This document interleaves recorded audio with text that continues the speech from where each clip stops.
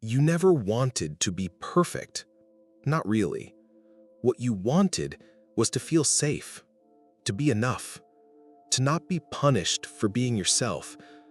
But the world didn't reward you for being, it rewarded you for performing. And so, without even knowing it, you began crafting a version of yourself that didn't exist. You smiled when you were hurting. You said, "I'm fine," when you weren't. You accomplished more, worked harder, stayed quiet, showed up early, and never needed help. Not because you loved excellence, but because somewhere deep inside, you believed that if you were just good enough, no one would leave. No one would reject you. No one would see the shame you were taught to carry. But here's the tragic irony. The very mask you created to protect yourself slowly became your prison. This is the story of how perfectionism was never about ambition. It was about fear. A deep ancestral fear of being truly seen. Let's go back to where it all began. You weren't born trying to be perfect. You were born wanting to connect. Your nervous system was built for attunement, to lock eyes with a caregiver and feel warmth, safety, resonance. You cried not because you were manipulative or dramatic, but because that was the only language your body knew to say, "I need you." But what happens when the people you needed couldn't meet you with presence? What happens when love came with conditions? Be quiet. Be helpful. Don't cry. Don't embarrass me. Only speak when spoken to. The rules were never written down, but they were etched into your nervous system, like a code of survival. And so you adapted. You became what they wanted. You learned that being good was safer than being real, that achieving was praised, but feeling was punished, that independence was admired, but vulnerability was mocked. Over time, perfectionism didn't become a personality trait. It became a defense mechanism. It became your mask. And worst of all, it worked. There's something chilling about the way emotional enmeshment works. You're loved, but only when you're who they want you to be. You're celebrated, but only when they serve their ego. You're accepted, but only as long as you don't make them uncomfortable. This is what Carl Jung understood so deeply, that the persona, the social mask, is not inherently false. But when it becomes a substitute for the self, the soul begins to fracture. You too made a silent contract, a contract that said, "I will not ask for too much, I will not speak too loud, I will not take up space. In exchange, you will keep loving me, or at least not abandon me." It was never spoken. It didn't have to be. The look in their eyes said enough. And so you learned to betray yourself quietly. You apologized when you hadn't done anything wrong. You excelled so you wouldn't be questioned. You overfunctioned so no one would see your fear. And the world called it discipline. They called it ambition. They praised your work ethic. But you knew, deep down, you weren't trying to succeed. You were trying not to be exposed. Here's what they never tell you about perfectionists. They're not full of pride. They're full of shame. Not the loud, arrogant kind, but the soft, buried kind. The kind that whispers, "If they really knew me, they'd leave." So you became two people, one for the world, one for yourself. The one the world saw was organized, helpful, brilliant, impressive. But the one hidden in the silence was exhausted, anxious, brittle, unsure. You built your self-worth around performance. You attached love to doing, not being. And in that distortion, Your soul was split in half. Jung once said, "The greatest burden a child must bear is the unlived life of the parents." But what if that unlived life became your perfectionism? What if you weren't chasing your own excellence, but fulfilling a role someone else projected onto you? That's not purpose. That's possession. Somewhere along the way, you started to believe that your needs were dangerous. Not because they were, but because when you expressed them, they were ignored or used against you. You showed emotion and were told to stop being dramatic. You asked for space and were called selfish. You cried and were left alone. So you internalized the idea. Being myself is what causes pain. And so you became everything except yourself. You studied what pleased them. You noticed the small shifts in their voice when they were disappointed. You monitored your tone, your posture, your performance. Not because you were controlling, but because you were trying not to be abandoned.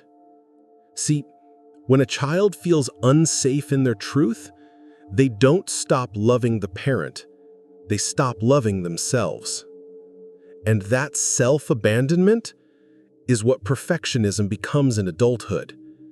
It's the adult version of, maybe if I'm perfect, they'll love me for real this time. The mask wasn't supposed to be permanent. It was a survival tool, a temporary adaptation to make love feel safe. But then time passed, and people kept applauding the mask. You got good grades, you were called mature for your age, you helped around the house, you stayed quiet, didn't cause trouble, smiled in photos, and everyone said, "You're doing so well." And so you believed it. You thought, this must be who I am. But a persona is not a person. It's a costume stitched from fear. Then the longer you wear it, the more your real self goes underground. Jung taught that what we repress does not vanish. It waits. The real you, the flawed you, the sensitive, messy, intuitive, deeply feeling you, didn't die. She was buried. But the psyche is wise, and the mask can only hold for so long before the shadow starts leaking through. You start having breakdowns that don't make sense. You feel emotionally distant from your own life. You begin to resent the very people you spent years trying to please. You wake up one day and realize, I don't even know who I am without my achievements. This is the first crack. The moment your unconscious says, I can't keep performing. Not because you've become weak, but because the soul is begging to be seen. You weren't meant to live your whole life proving your worth. You weren't built to perform love like a role. You were meant to be. But to reclaim that, you'll have to face the one thing you feared most: being seen without the mask. There comes a point in your life where silence no longer feels like peace. It starts to feel like suffocation. You sit in a quiet room, and instead of feeling calm, you feel haunted by the things you never said, by the parts of yourself you've buried beneath years of being good. That haunting, that's your shadow speaking. You call yourself a perfectionist, but that's only the surface. Beneath the surface, there's a war you've been avoiding for years. Not a war with the world, but a war within. A battle between the person you've shown the world and the person you were never allowed to be. You think perfectionism is about doing things right, about working hard, about being in control, but it's not. Not really. Perfectionism is about hiding. It's about crafting an image so bulletproof, so unassailable, that no one ever sees what's behind it. Because what's behind it isn't polished, isn't predictable, isn't safe. What's behind it is chaos, emotion, desire, power, weakness, rage. And for as long as you can remember, those things were dangerous. It starts early. You laugh too loud. You cry too hard. You speak before thinking. You make a mistake in public. You get too excited, too sad, too angry. And someone, maybe a parent, a teacher, a friend, says, "Tone it down. Don't be dramatic. Why can't you be more like..." And that's when it begins. The inner split. You take all those things you were, the raw, messy, emotional, vibrant parts of yourself, and you lock them away. You place them in metaphorical boxes and store them in the attic of your mind. Each box labeled with shame. Too loud, too needy, too angry, too wild, too much. And in their place, you build a version of yourself that gets applause, that gets approval, that gets love, or what looks like it. You become the high achiever, the one who never complains, the one who always smiles, the one who always says yes, the one who never makes a scene. You become perfect. But inside, you are full of ghosts. There is a myth we tell ourselves that being good will protect us. That if we're good enough, smart enough, kind enough, controlled enough, no one will leave. No one will hurt us. No one will see the parts we are ashamed of. But the truth is darker. Perfection doesn't protect you. It isolates you. Because the more you try to be perfect, the more you have to suppress, the more you have to pretend, the more you have to betray yourself over and over until you don't even know what you feel anymore. You're not lazy. You're not unmotivated. You're tired. Tired from the constant self-editing, tired from micromanaging every word, every move, every facial expression. Tired from hiding the truth of who you are. You're not afraid of failure. You're afraid of exposure. Because deep down, you believe this: if someone really saw me, all of me, they wouldn't stay. The attic is full now. You haven't opened those boxes in years. You've done such a good job of pretending even you've started to forget what's in them. But they haven't forgotten you. The shadow doesn't disappear because you ignore it. It grows, it matures, it develops its own language, and eventually, it speaks. Sometimes through anxiety, sometimes through burnout, sometimes through unexplained anger, sometimes through a sudden urge to destroy everything you've built.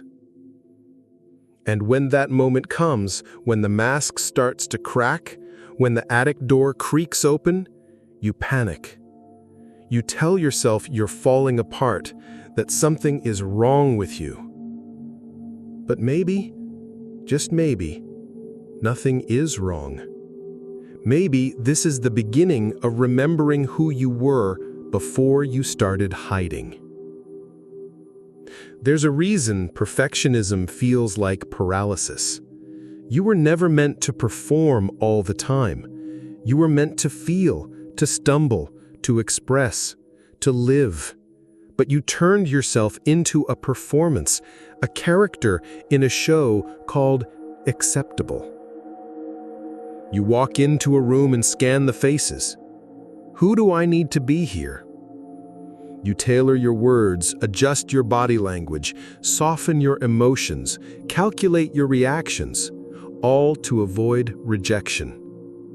And you do it so automatically, you don't even realize you're doing it anymore.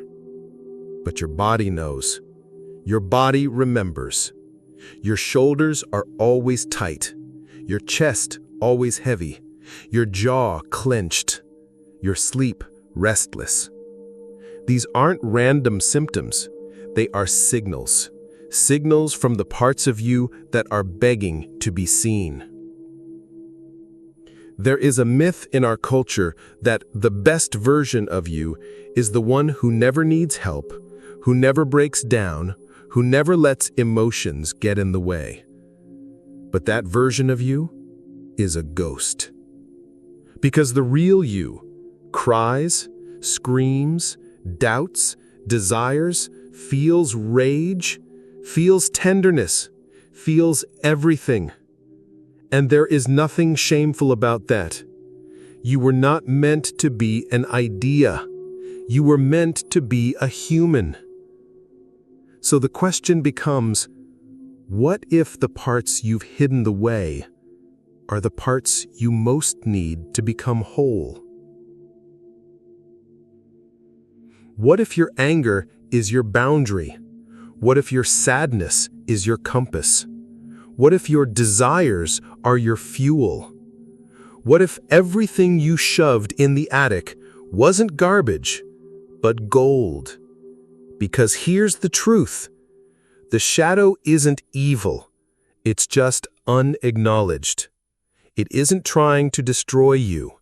It's trying to protect you in the only way it knows.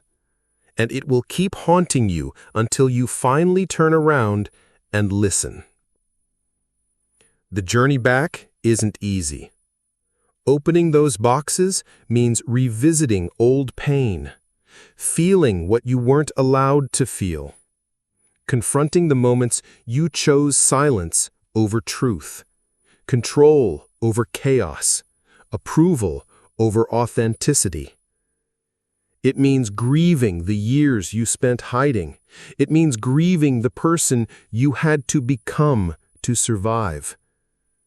But it also means this: freedom. Because you can't be free while dragging around a corpse. And that's what a false self is: a beautiful, polished corpse. The shadow doesn't want to destroy you. It wants to bring you back to life. So take a breath, close your eyes, and walk up to the attic. Touch the dusty boxes. Feel the old shame. But this time, don't turn away. Open them. Hold what's inside. Speak to the forgotten parts like long-lost children. I see you now. I'm sorry I left you behind. I'm not afraid of you anymore. And as you do, something begins to shift. Not in the world, not in your image, but in you. The fragments begin to reassemble. The soul begins to stir. The light begins to return. Not because you fixed yourself, but because you finally stopped running. You are not a machine. You are not a brand. You are not a mask. You are a mosaic of light and dark, of rage and tenderness, of power and fragility, and every part of you belongs. So the next time you feel the ache of not enough, ask yourself, whose voice is that? Who taught me that I had to be perfect to be loved? And more importantly, are they still in charge of my life? Because the truth is, you were never too much. You were just too alive for a world that feared its own reflection. And now, it's time to remember who you are beneath the performance. Because that's where freedom begins. That's where healing begins. And that's where we go next. What if the parts you've hidden away are the parts you most need to become whole? You don't know when it began, the habit of constantly fixing yourself. Not out loud, of course, not visibly, but in the silent rituals of your mind. You smooth your words before you speak. You rehearse your presence before you enter a room. You monitor your tone even in the middle of laughter. You don't show up, you calibrate. This is what the world sees. Someone elegant, controlled, polished. But what they don't see is the exhaustion, the pressure, the quiet ache behind your eyes. They don't see that this version of you isn't real. It's curated, a museum exhibit of who you should be, tidy, adored, untouched by chaos. And yet, behind the velvet rope of that presentation is a soul starving for air. Because perfection is not peace. Perfection is maintenance. Perfection is control. And control doesn't let you breathe. You thought this mask would keep you safe, but now it's starting to feel like a coffin. Perfection isn't sustainable, but that's the trap. Because it doesn't fall apart overnight. It decays slowly. A chipped smile here, a hollow nod there. A moment of joy that feels oddly unfamiliar, like it wasn't meant for you. You've built a life so tightly managed that even your happiness has to go through quality control. And worst of all, you've become good at it. So good that no one suspects a thing. Not even you. Because if you're always polishing the surface, when do you have time to check what's underneath? You've built a rhythm, haven't you? A morning routine that feels more like armor. A job performance that feels like a disguise. A social life filled with charming smiles and disappearing acts. You are always performing. Even in solitude, you walk through your own house like someone might be watching, not because they are, but because you've internalized the gaze.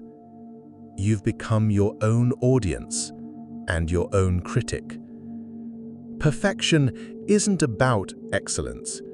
It's about permission. You won't allow yourself to exist unless you're flawless first, so you delay your dreams until you're ready.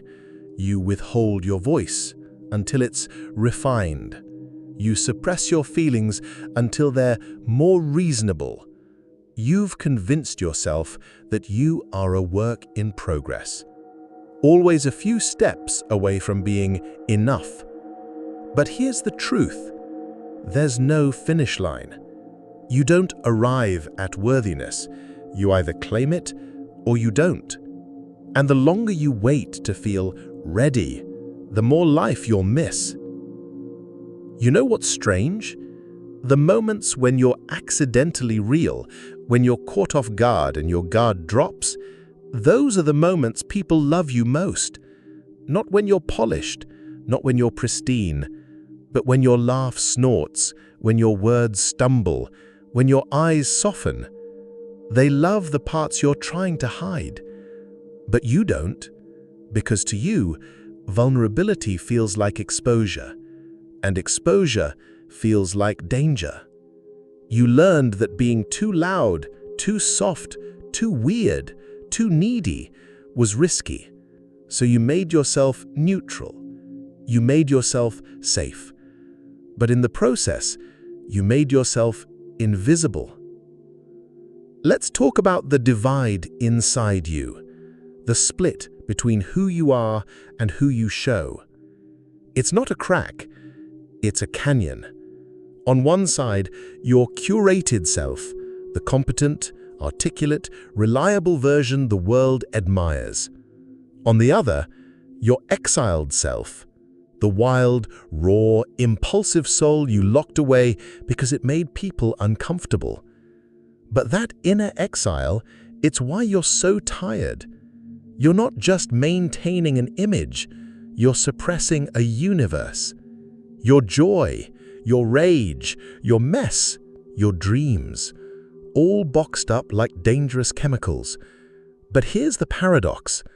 The more you suppress, the more volatile it becomes. Your perfectionism isn't just tiring, it's dangerous, because it's turning your authenticity into pressure. And pressure always finds a crack. Have you ever cried over something small, a broken dish, a missed call, a mildly disappointing comment, and then felt embarrassed for being dramatic? That's not drama. That's overflow. That's what happens when the soul has nowhere to breathe. It leaks, it spills, it erupts. Not because you're fragile, but because you've been holding too much for too long. And perfection won't let you rest. You wear your productivity like armor. You fill your calendar to avoid your thoughts. You answer messages instantly because silence feels like abandonment. You check your work a dozen times because mistakes feel like exposure. But all of this, it's not discipline. It's fear. Fear that if you slow down, the mask will slip. Fear that if you pause, the emptiness will echo. But here's a truth you've been avoiding. Perfection isn't holding you together. It's pulling you apart. There's a voice inside you, small, inconvenient, often ignored. It says things like, "I don't want to be here. This isn't me. I want to rest. I want to scream." You silence it with logic, with maturity, with gratitude. You tell yourself others have it worse, that you should be grateful, that you're just being sensitive. But here's the thing, gratitude doesn't cancel out grief. You can be thankful and still hurting. You can be accomplished and still lost. Your soul doesn't care about your resume. It cares about your truth. And your truth is this: you're tired of being perfect. You didn't come here to be polished. You came here to be whole, to laugh from your gut, to cry without shame, to make things that don't impress anyone but liberate you, to dance off-beat, to say the wrong thing, to live without rehearsal. Because perfection is the most beautiful prison ever built. It looks like success, it feels like safety, but it costs you everything that's real. And the worst part? You built it. Brick by brick, smile by smile, apology by apology. But that means you can also tear it down, not with violence, but with honesty. With a single moment where you say, "This isn't working," and let the walls begin to crack. You thought perfection would keep you safe, but what if it's what's keeping you invisible? Because no one can love you if they can't find you. And they can't find you if you're buried beneath performance. The truth, you're not too much. You're just too real for the role you've been playing. Let it fall apart. Let the cracks show. Let your breath return. Because the real you, the one who laughs loudly, who makes messy art, who says what they mean, that one is unforgettable. And they're waiting. Behind the glass, behind the smile, behind the porcelain shell. They're still there. And they want to come home. You thought perfection would keep you safe, but what if it's what's keeping you invisible? You learned young that performance was survival. Not performance in the theatrical sense, but the emotional performance of always being okay, always being useful, always being what others needed you to be. Somewhere between the tender chaos of childhood and the sharp silence of adult expectation, your soul split into two, the part that feels and the part that performs. This split didn't happen by accident. It was engineered by environments that couldn't handle your full aliveness, your sadness, your messiness, your anger, your wild joy. When you cried, they said you were dramatic. When you expressed yourself, they called it too much. So you toned it down, smiled more, hid the ache, became the version of you that fit into the mold they kept handing you. Carl Jung called this the formation of the persona, the social mask we wear to survive. And in many ways, it saved you. It helped you adapt. It helped you stay attached to the people you depended on. But over time, the persona stopped being a helpful mask and became a full-time identity. And once that happens, something quiet but terrifying sets in, the slow death of the true self.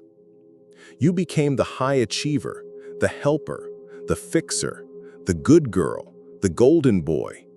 You took pride in it, and you were praised for it. They loved you for your light, but they never asked about your shadow. They admired your discipline, but ignored your exhaustion. And so you kept giving and giving and giving, until even you forgot who you were beneath the performance. Every time you achieved something new, the applause felt hollow. Every time someone said you were amazing, a part of you flinched, not out of modesty, but because you knew they were praising the performance, not the person. And the longer this went on, the harder it became to be still. Stillness made space for the parts you'd buried, the parts you didn't want to feel, the fear that if you stopped performing, no one would stay. What no one told you is that performing is a trauma response. When love was conditional, perfection became a currency. When emotions were punished, control became safety. So you curated yourself, not out of ego, but out of necessity. You became who they needed you to be so you could belong. But that belonging came at a price, your authenticity. Deep down, you may have started to feel like an imposter in your own life, not because you were faking it, but because your inner world was never given permission to surface. You could be surrounded by people and still feel unseen. You could be winning in life and still feel numb, because the mask, no matter how beautiful, can't breathe, and neither can the soul beneath it. Jung warned that over-identifying with the persona leads to neurosis. Why? Because the psyche craves wholeness. It doesn't just want the parts of you that shine, it wants the messy parts too, the confused, the grieving, the unsure, the angry, the child. These are not flaws, they are fragments. And your healing begins when you stop trying to perfect the performance and start listening to what the silence beneath it is trying to say. Maybe your exhaustion isn't laziness. Maybe your procrastination isn't a defect. Maybe your sudden outbursts aren't irrational. Maybe they're all signals, psychic leaks from the parts of you that have been exiled for too long, the parts screaming to be let back in. There is a profound grief that comes with waking up to your own performance. It feels like a betrayal because for so long it worked. It kept you loved, safe, functional. But now it's costing you your peace, your joy, your intimacy, your sense of aliveness. And so you reach a point where continuing the performance becomes more painful than the risk of taking off the mask.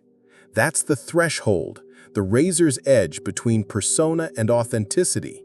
It is terrifying, and yet it is the only path to becoming whole again. You begin small.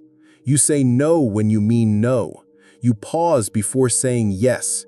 You let the tears come without apologizing. You show up in spaces without the need to impress, and slowly you realize the people who truly see you are not the ones clapping for your performance, they're the ones holding space for your truth. This is the beginning of individuation, Jung's term for the journey of becoming the self. It's not about becoming perfect, it's about becoming real. It's about shedding the skin of the idealized self and reclaiming the wild, wounded, radiant being beneath it. And here's the paradox. The more you drop the performance, the more magnetic you become. Not in a flashy way, but in a deeply human way, because people are starving for authenticity. Your courage to be real gives others permission to do the same. But this path demands everything. It asks you to face the parts you were taught to hide, to feel the feelings you numbed, to grieve the years you lost to pleasing, to forgive the child who thought they had to earn love by disappearing. It asks you to become intimate with your fear, not to conquer it, but to walk with it until it no longer controls you. And somewhere in the quiet between shedding and reclaiming, you meet yourself again. Not the performer, not the role, but the raw, sacred essence of who you are. And in that moment, something shifts. You realize you were never broken, just buried. You were never fake, just afraid. And now, you are ready to live not as a reflection of others' expectations, but as the embodiment of your own truth. So let the performance fall away. Let the silence speak. Let the real you rise. Because the world doesn't need another perfect mask. It needs your presence. It needs you. There comes a moment, not loud, not dramatic, when you realize the game is no longer worth playing. The applause you've chased feels hollow. The masks you've worn itch at your skin. And the version of you who tried so hard to be loved finally seems tired. Not because you failed, but because you finally glimpsed the part of you that was buried alive just to keep others comfortable. This is where the real journey begins, not in trying to improve the mask, but in removing it. The slow death of pretending. For years, you've shaped yourself into what you thought they needed. The good one, the strong one, the impressive one. But no matter how many roles you mastered, something in you remained unsatisfied. The smile on your face never matched the ache in your chest. And the more approval you earned, the less alive you felt. Why? Because pretending is not a sustainable life force. It's a performance that costs psychic energy, and worse, it trains you to abandon your soul for survival. Carl Jung wrote, "The privilege of a lifetime is to become who you truly are. But the price of that privilege is everything you built from fear. Every story you told to stay safe. Every identity that helped you fit in. To reclaim your real self, you don't become more. You unravel. You subtract. You let the false versions of you die so something more ancient, more honest, can rise. Even during your most perfected performances, there was a part of you watching. Not judging, just quietly witnessing. It's the part that didn't believe the lie, even when everyone else applauded it. It's the voice you silenced when it whispered, "This isn't me." You've heard that voice in moments of stillness, maybe after a party where you laughed too hard to cover up how numb you felt, or in the bathroom mirror after trying to be everything for everyone. Or maybe in childhood, when you first learned it was safer to smile than to speak your truth. That voice is the real self, not loud, not flashy, but deeply present and completely uninterested in being liked. It doesn't want validation. It wants integration. And it's not mad at you for betraying it. It's just waiting, patiently, faithfully, for you to stop betraying yourself. The real self is not polite. One of the most shocking truths about individuation, Jung's term for becoming whole, is that it's not pretty.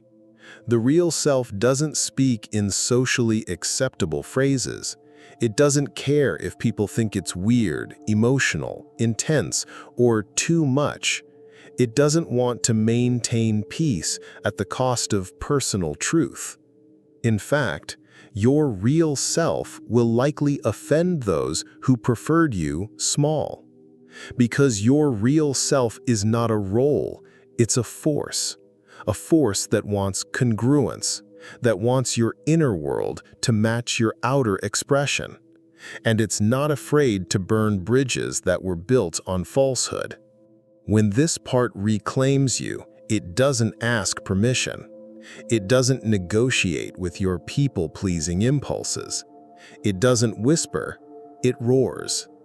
And even though it may cost you the admiration of those who loved the mask, what you'll gain is irreplaceable, your own loyalty. You were never trying to be perfect for fun. Perfectionism is a trauma response, a strategy born from emotional survival. But beneath that polished exterior is something far more powerful: sacred rage. The rage of being silenced, the rage of being seen only for what you could offer, the rage of having to perform happiness while quietly dying inside. This rage is not dangerous. It's sacred because it tells the truth. It doesn't want revenge, it wants release. It wants to destroy the system inside you that told you to shrink, to contort, to suppress. Carl Jung said, "What you resist not only persists, but grows in size." Your sacred rage grew not because you are broken, but because you resisted honoring your pain. You resisted speaking the truth of how much it hurt to be the perfect one. Now, that rage can become fire. Not fire that burns others, but fire that incinerates illusions. The illusions that you were ever unworthy. The illusions that you had to earn love. The illusions that you needed to be more than you already are. One day, quietly, you will make a different choice. You will cancel the call. You will stop apologizing. You will feel the urge to prove yourself rise, and you'll let it pass. You'll look in the mirror and not flinch. This isn't arrogance. This is alignment. You'll stop being loyal to dysfunction. You'll stop explaining your value. You'll stop betraying your instincts just to keep the peace. And it won't be because someone else finally validated you. It'll be because you did. You'll begin to parent the abandoned child inside you. You'll begin to love the parts of you others rejected. And you'll do it without fanfare, without needing applause, because finally, it will feel normal to belong to yourself. This is not the end of the journey. It's the beginning of the real one. The self you abandoned was the only one that could save you. The child who smiled to survive, the teen who performed to be accepted, the adult who perfected every detail to be worthy. They were all protecting something sacred. And now, that sacred thing is knocking. You are not too sensitive. You are not too much. You are not wrong for wanting depth, honesty, and soul in a world addicted to shallow performance. You are the one you've been waiting for. So breathe, not to calm down, but to wake up. Your real self has been waiting, and now it's ready to come home. So, if something in you stirred as you watched this, if a quiet ache whispered, "This is me," then don't let this just be another video you forget, because the truth is, you were never broken. You were just buried. And now, the work begins, not to become perfect, but to become real. If this resonated, share it with someone still trapped behind their smile.